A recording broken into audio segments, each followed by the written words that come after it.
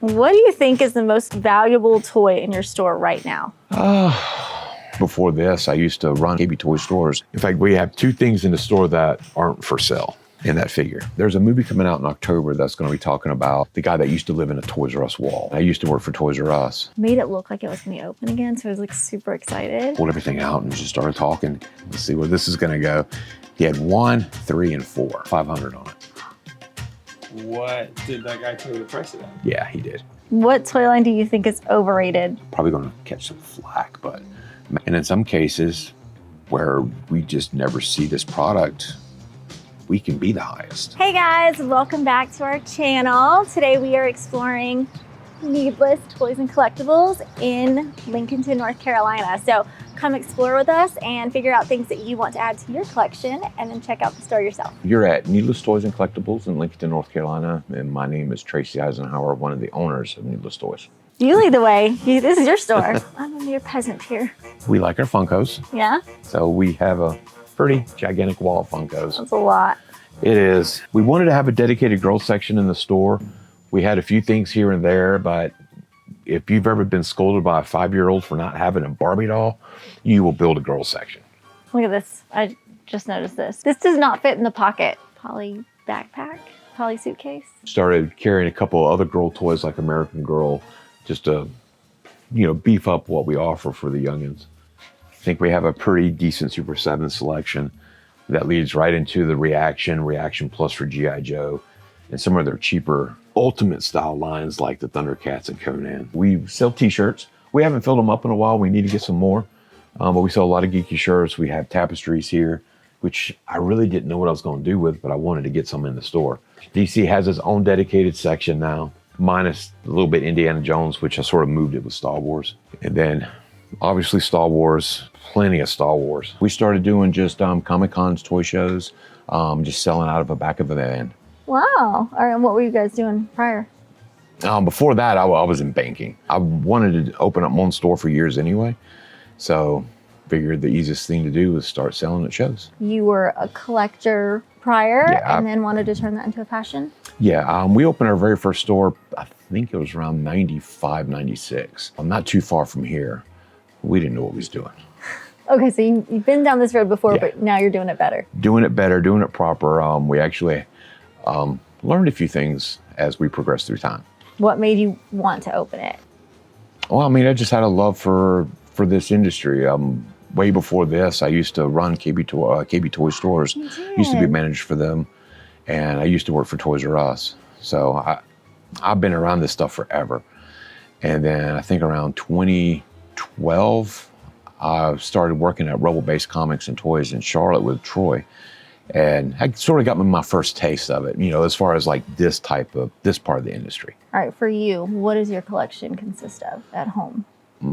Mostly G.I. Joe and Star Wars. What was the first toy you owned? Do you remember? Like as an adult collector? Probably Star Wars, Power of the Force 2, when they came back out in 95. That was probably my first action figure I bought as a collector. Before that, it was mostly comics. And then I slowly progressed into the toys. Spawn, when Spawn first hit, got into that pretty good. And then eventually I got back into vintage G.I. Joes probably around 80 or 97, 96, 97. What's your pride and joy of the store? The thing that I liked that really excited me when it came in was probably that Spider-Man 129, signed by Stan Lee. When it comes to comics, do you open them? Do you read them? The ones I buy, yes. Yeah. Yeah, for myself, it's mostly G.I. Joe and Transformers and a little bit of DC and Marvel. It just depends on what catches my eye. And we'll get some stuff in here. I'll always flip through the books before we put them out just to see what's going on, but not too much anymore. We had some very early Spider-Mans up on the wall. I think we sold them. But yeah, I've read some of those. I'll go through, look at them. We had a Hulk 181 come in. I read it. I had to make sure it looked good, so might as well. So yeah, I'll read books. It don't matter. I don't care what they are. If they're slabbed, obviously you're not going to crack it open. Like I really want to read that Walking Dead one up there. Go for it. That's a 9.8. I'm not opening that. What would something like that cost? 9.8, between $200 to $2,800. That's a lot. It just had a low print run. When did you give up on Walking Dead? Probably season 6, somewhere around there. It was during a Negan story. Yeah. It just got boring. Yeah, I agree. One of the things that stands out for me is the Savage Crucible. Oh yeah. They're another toy line that we started carrying not too long ago. Yeah. And of course, Mezco. I think I have almost every Mezco figure that they've released in my personal collection. We do sell a lot of Mezcos. We were really big in Joy Toy at one point in time, but Joy Toy sales sort of just slumped off.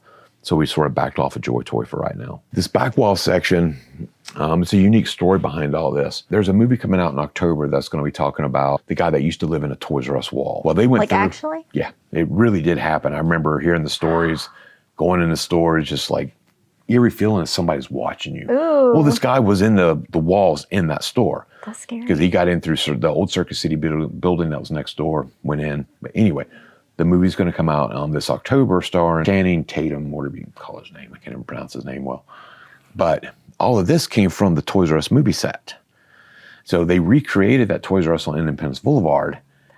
And all of this came from that movie set. So okay, so I used to live in Pineville, and there was a Toys R Us there. Mm-hmm. They recently filled the store, made it look like it was going to be open again. So I was like super excited.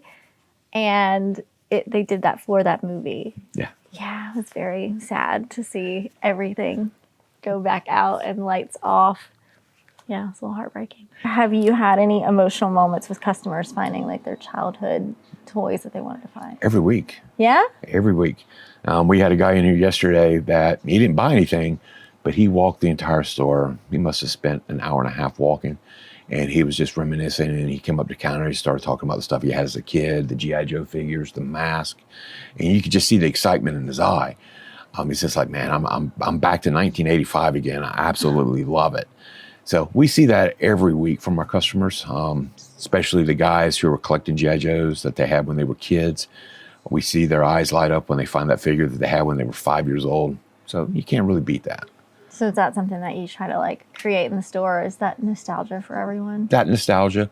Something we also tried to create in the store was like a real type of toy store, like a Toys R Us or a KB Toys. Yeah. Mostly a KB Toys format, because kids today they just don't have that experience anymore. That's gone, unfortunately. So we try to do that in here, and just mixing in the vintage, getting that pop from the older men and women that come in. We had one lady that was freaking out over Popples one day. So we enjoyed that. That's so nice, yeah. What is the biggest challenge of running a toy store in 2025? Now that you've had one in 95, 96, what is it today? I think it's just trying to keep an understanding of what your customers want. Making sure you're ordering the correct stuff, which seems to never work 100%. And of course now it's just navigating all the tariffs and things like that. Which we've been doing pretty good so far. There's only one company that really charges us tariff fees, and we try to absorb what we can. Unfortunately, we do have to pass some down, and that's these guys here, Sideshow. But it's just really seeing what the customers, what they're after. Yeah. Because one day they're after Transformers, the hottest thing, and you order a bunch of Transformers. Next thing you know, it's out. Oh, we don't want these. We want these Star Wars figures, and you didn't order much of that. So it happens. So you think it's like different every day of what someone's wanting, or? It varies. It could be like a quarterly type thing. It can depend on what's coming out, what's hitting.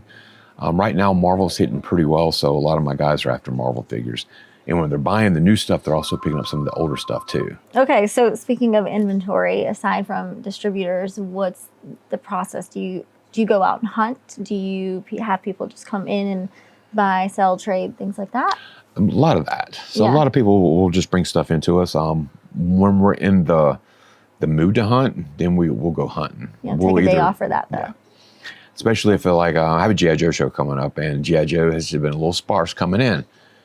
And when we do get it, unfortunately it sells quickly. And I'm like, I should have put it in the back room for the show.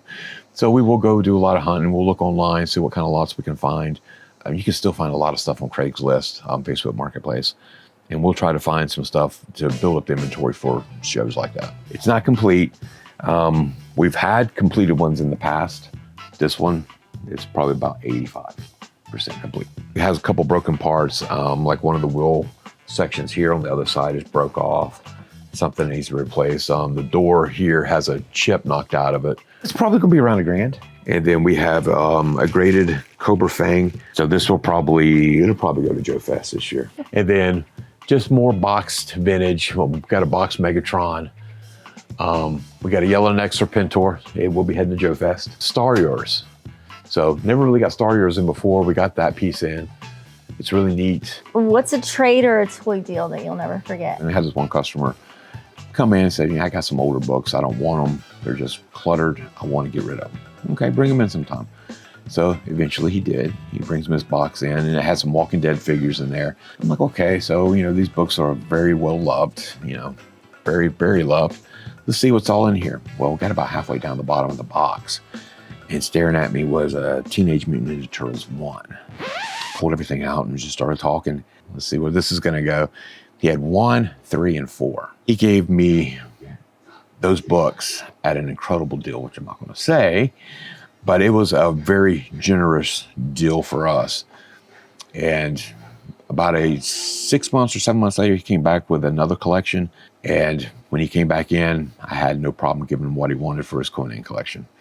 Did you take that home, or did you have it for the store? No, it was for the store. Pretty much everything we get is for the store. Once in a while, I'll want to keep something, but I'll have to wait. Like we got in the Blue Thunder helicopter yesterday. I've been wanting one of those things so bad. I just can't take it yet. It has to be on the shelf for at least 6 months, the Blue Thunder. Oh, wow.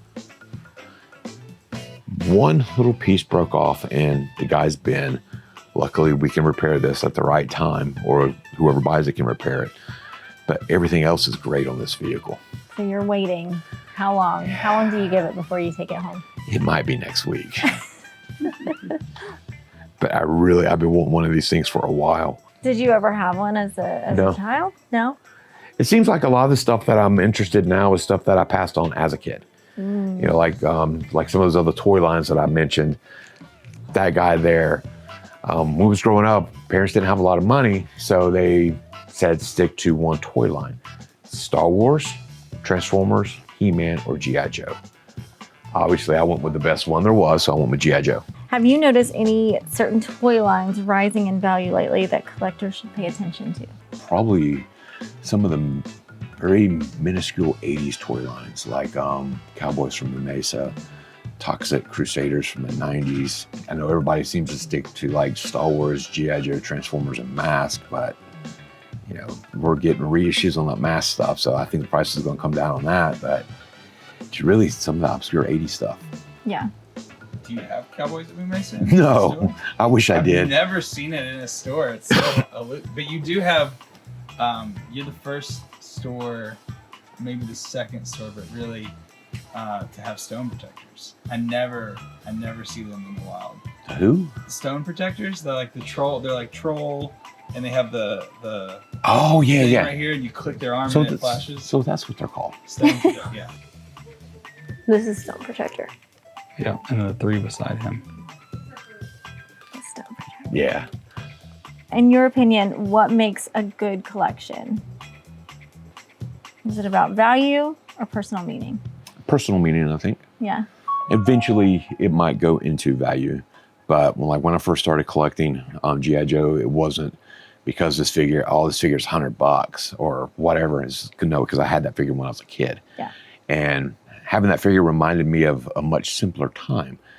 Special memories with my parents or my uncle, aunt. Just different time period. Yeah. Eventually, it went to where, wow, this figure's worth $1,500. I think I'm gonna put this in the showcase. A little bit different at that point. But first starting out, it was definitely nothing about value. This is really cool. Yeah, that car carrier. Yeah, it's so big. It is. It's an expensive little piece because it is in such good shape. It has the box. It has 2 of the 3 cars. How much is it? $500 on it. What toy line do you think is overrated? Probably going to catch some flack, but Masters of the Universe. It transitions right into Marvel.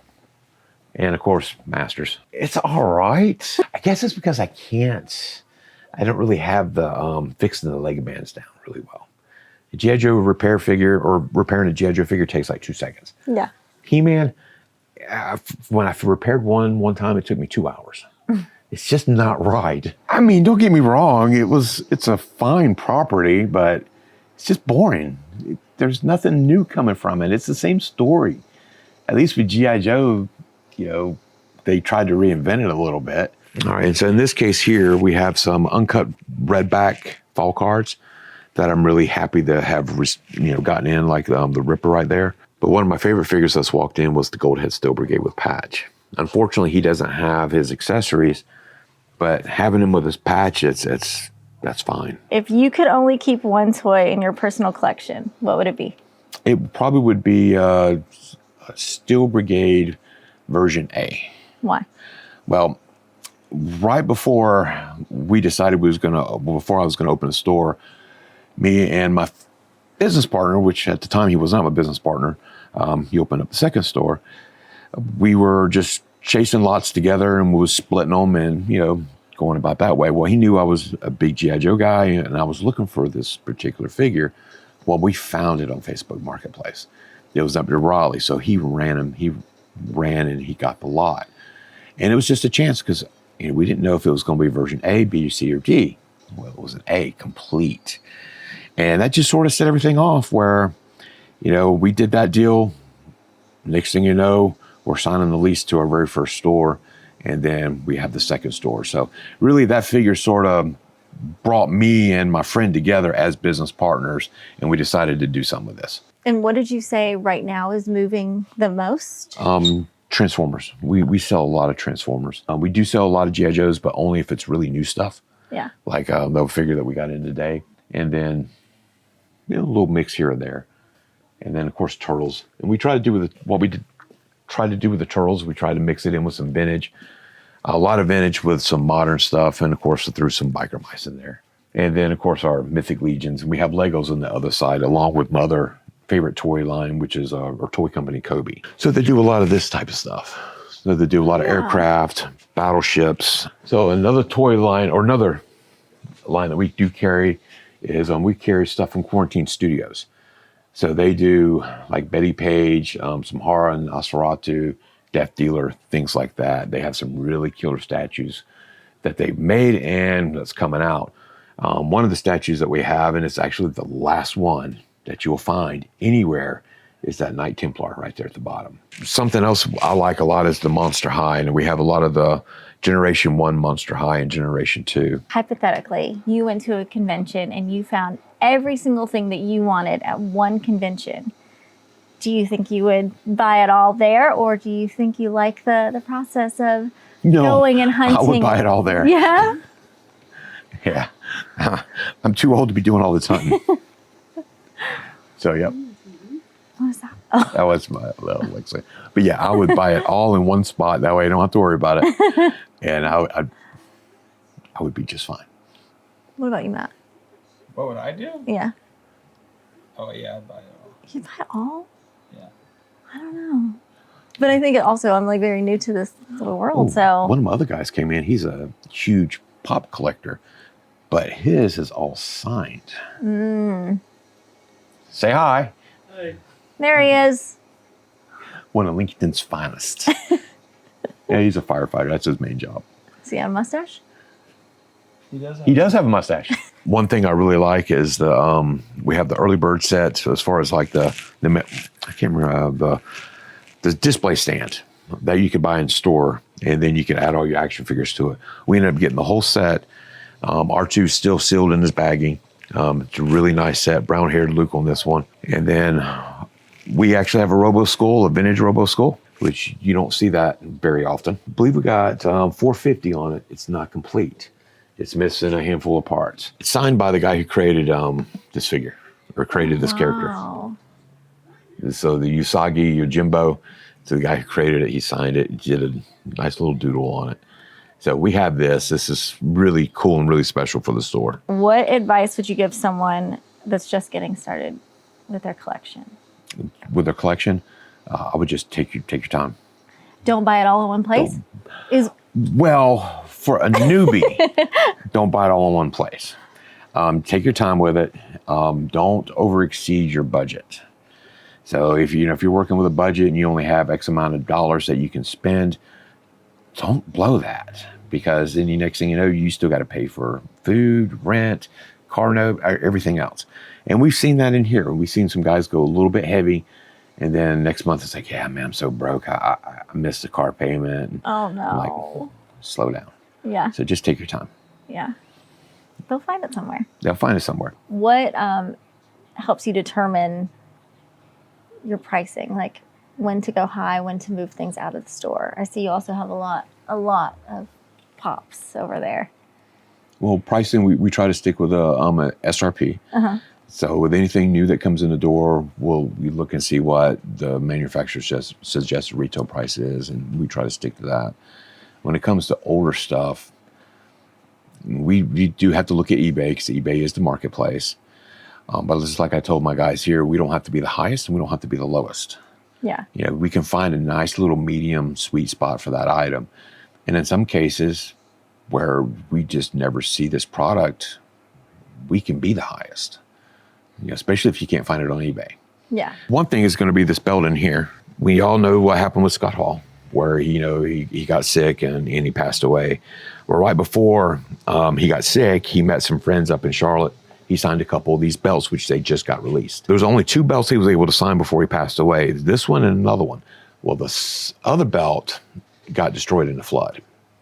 So we actually have the only belt signed by Razor Ramon for this particular style here. It's really something we can't really put a price on, because there's no comps or anything. So we listened to the guy who used to own it. He gave us a price point, and that's what we sort of stuck with. And this is something that is probably going to just be in store anyway. You know, you have that one piece that you don't never want to sell. Well, the Razor Ramon belt was probably going to be it. What did that guy tell you the price of that? Yeah, he did. What did he tell you? I don't want to tell you. In fact, we have 2 things in the store that aren't for sale. It's that belt and that figure. Which one? Right beside it? Yep. If anybody watched Raw back in the day, they remember when Vader got locked up, when he assaulted the reporter in Kuwait. Well, the following Raw, Jerry Lawler came out, and it was a thing with him and Vince McMahon. They were talking, and he pulled that figure out, said he was in the house, and he had drew the jail cell on that figure. That's the figure from Raw.